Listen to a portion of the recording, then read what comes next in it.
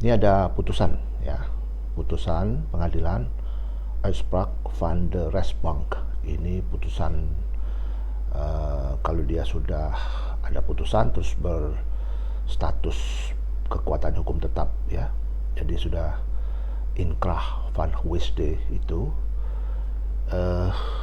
semua upaya hukum secara tuntas, totally close, secara total tertutup semua.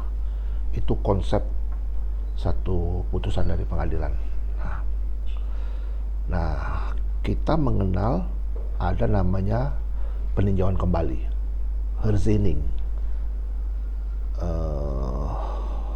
Ini disebut di Belanda itu disebut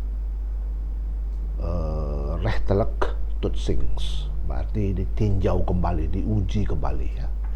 Nah, ini saya akan kaitkan dengan penanya kepada saya tentang bagaimana kita melihat ini, Pak, bisa diuji di tingkat PK ini.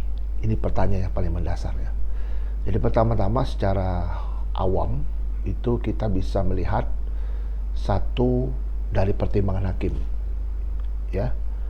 Pertimbangan hakim itu yang disebut dengan posita tadi, kita lihat sepanjang belum dipertimbangkan dan telah melahirkan satu amar putusan, maka dalil-dalil ataupun bukti-bukti yang belum dipertimbangkan itu bisa menjadi bukti ataupun bukti baru yang disebut dengan novum.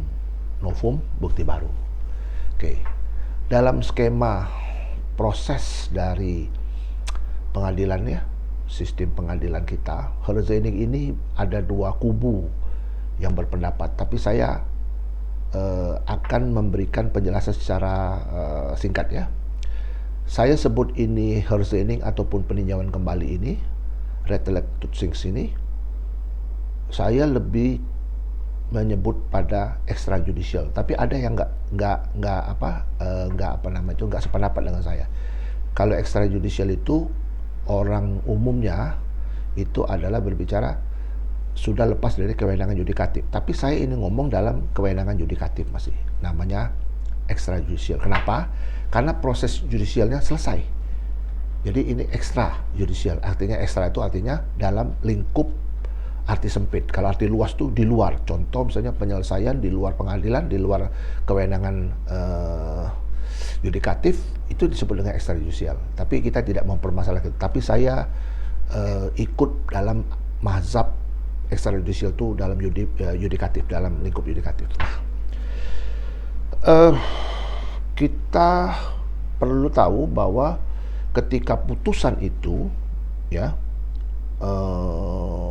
Uitspraak van de Rechtbank ini sudah ada, itu kalau kita uji di tingkat namanya peninjauan kembali ini, hasilnya tuh cuma dua, bisa diturunkan atau dibebaskan itu.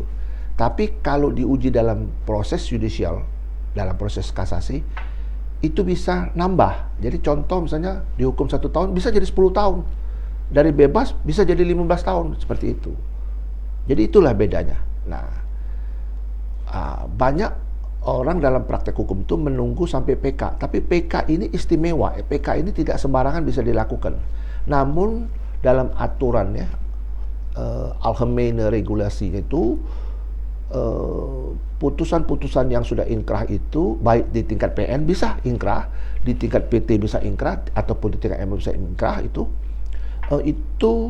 bisa diuji dengan cara kehilafan hakim, dwelling, itu bisa.